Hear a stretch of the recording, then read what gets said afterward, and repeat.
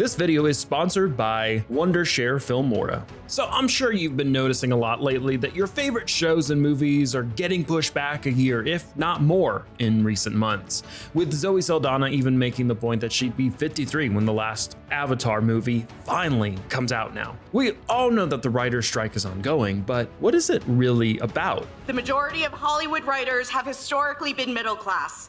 But when streamers like Netflix, Hulu, Amazon, and Apple came into our industry, the studios exploited the changing landscapes of our business to increase their profits at the expense of our livelihoods. We'll get more into the specifics of their pay issues later on, but this strike is the result of a dispute between the Writers Guild of America, the WGA, the union, which represents much of the US media's industry writers, and the Alliance of Motion Picture and Television Producers, the association which represents US media producers, including film production companies like Disney and Warner Brothers, TV networks like ABC and CBS, and streaming platforms like Netflix. The WGA's decision to call for strikes was due to a shift in working conditions for their members, which they believe made writing a much less sustainable career. The union has mentioned 3 key issues they want the AMPTP to resolve as a part of negotiations: the production cycle of streaming, the way pay is distributed, and the use of AI. And we're going to go through each of these and explain what they mean. There are an estimated hundreds of people out here, according to Rich Prickett, who is overhead on Sky 5, as we now top 50 days of this writer's strike. That's halfway to the 100-day strike of 2007 and 2008.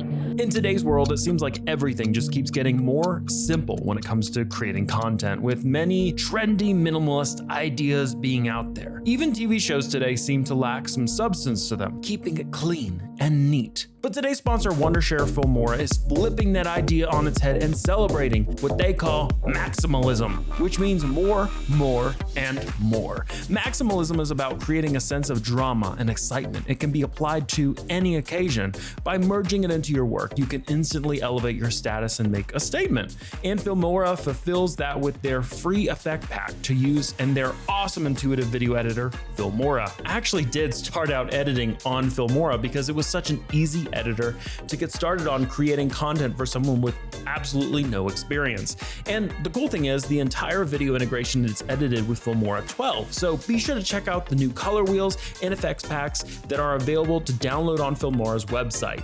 Elevate your maximalist content with Wondershare Filmora Maximalism Effects Packs, which we've included in the link below. Now, back to the strike. So, the first key problem the WGA wants to see addressed is how the media production has changed over the last decade or so. There has been a major shift in that time period from traditional broadcasting to streaming services, and that shift has also created major changes in working conditions. In an interview with Vice, former network exec Tom Noonan explained this shift. Back in the day, if you were doing a TV show, you would assume that the goal is ultimately to be doing 22 episodes a season, ideally for about 5 years, so that then you could syndicate that show and see it live on a basic cable network or on some other platform outside of the original network. When premium cable came along, those numbers came down a little bit. You see like 13 episode orders, but still the goal was to get between 70 and 100 episodes so that the shows could be resold. If you were a writer on those shows, you'd get residuals for those future platforms. Most people don't even make the residuals on streaming now. The writers are saying we need some kind of secondary income beyond just what we got paid up front to survive. That's how the writers pay bills between gigs. They get these magic checks in the mail for shows that have been sold around the world or on different cable platforms or wherever. Those magic checks, those residual checks, have just completely dried up in the streaming era. If you create something for Max or Disney Plus or for Amazon or any of the other streamers, their goal is to keep that on that streamer for the rest of its life. How can an artist experience an ongoing financial relationship if the content doesn't move to other platforms the way it has? The writers are saying, hey, because these shows aren't going to move anywhere, let's create a viewership-based residual. And the streamers are like, there's no way. To put things simply, TV shows under a more traditional format usually had a much longer lifespan than they do in streaming. And when shows were sold off and moved between networks, the workers that produced them were compensated with royalties called residuals. So working on a show used to be something much more long-term and reliable as a source of income. With streaming, the conditions are much less generous now. On average, shows will have far fewer episodes and they won't have as long of a runtime, and because they're often exclusive exclusive to the streaming platform they start on, workers won't get any of that residual pay over its lifetime. For an example of this, we could look to 1899, not the year, the show we talked about a few months ago and highly praised as a sign of filmmaking's future for its creative use of volume technology. Despite its telling of an interesting story, it had gorgeous visuals and became one of the most watched shows on Netflix. It was canceled after just one season, and it seemed like this is the rule rather than the exception for Netflix now. As one journalist put it from Forbes, Netflix is becoming a graveyard stacked with dead series with unfinished conclusions. It quite literally feels like a coin flip, whether at any given time you're watching a show that will be allowed to have a coherent ending or one that will end wholly unfinished. Something has to change. For us, these cancellations mean disappointment and a wasted time investment. But for the workers who put that show together, it means insecurity. Not knowing if they'll be able to pay the bills next month, if they can afford rent or a mortgage, not knowing how long it'll be before they can find stability again in a new project. Unfortunately, the companies have trained a work population that is very used to being unemployed, that is very used to picking up second and third jobs just to make ends meet.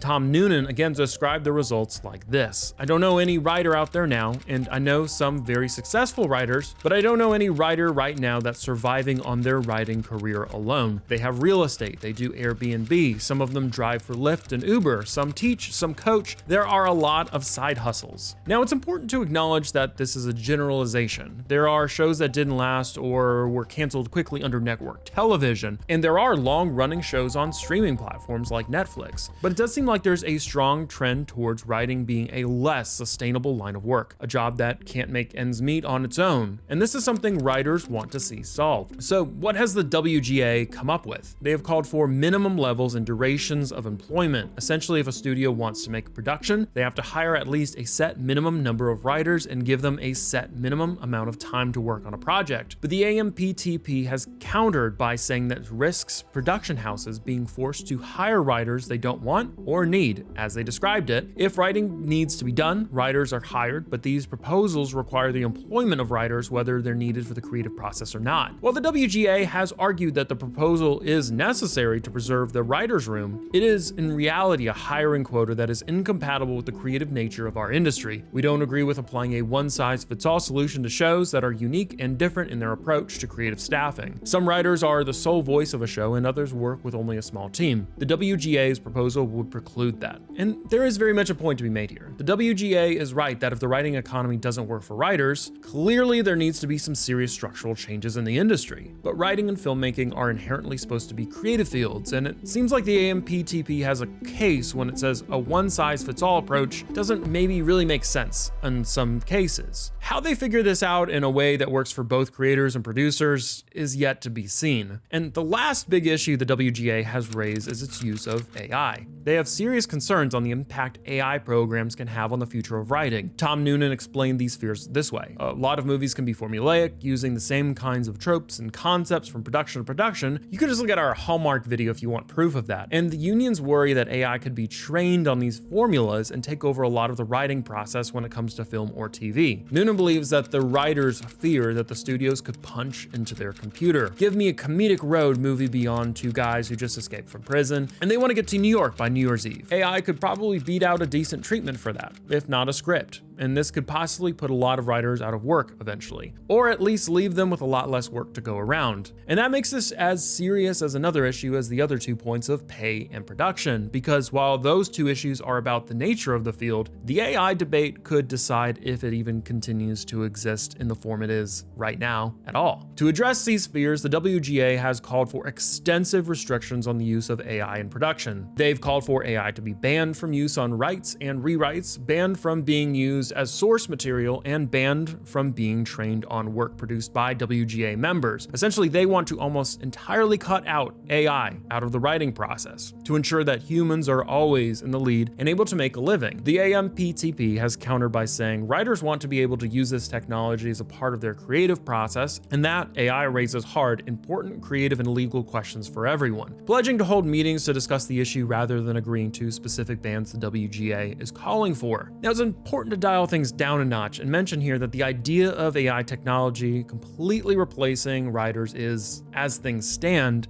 a very far-fetched one currently. Not just because AI isn't developed enough to come up with feature-length scripts about human involvement yet, but also because of copyright laws. As we've mentioned in our video on AI, the legal precedent for copyright in the US is that a work has to be human-made, which means that if you generate artwork, scripts, music, or some other creative work using AI, it doesn't actually belong to you or anyone else. It's in the public domain. That fact alone is probably enough to dissuade most studios from trying to make a fully AI-generated script. If you can't claim any ownership over the plot or the characters or really anything to do with your movie, it suddenly becomes a much less valuable movie money-wise. So even if we can imagine executives out there falling in love with the idea of outsourcing everything to a computer and not having to pay any writers ever again, they have a strong incentive not to do so with the copyright issue. So this isn't really about AI totally replacing jobs, but about how much of a role AI should play in those jobs. The union wants to guarantee that this role will be very minimal to give workers the most opportunity possible to make money, while the production houses want to leave the door open for different roles AI could play in the future. This is basically a microcosm of the issues playing out in all sorts of fields and industries across the world right now. How much do you restrict AI, essentially blocking technological development to preserve jobs? And how much do you accommodate it, bringing innovation at the cost of forcing many people out of their chosen profession? That's a debate defined by strongly held views and also legal gray areas. This really is uncharted territory, and the way this strike is eventually resolved could be one of the first cases where that debate is really settled, playing out to impact the livelihoods of writers on the picket line. But speaking of this, how could this all be resolved in the end? Well, let's be honest.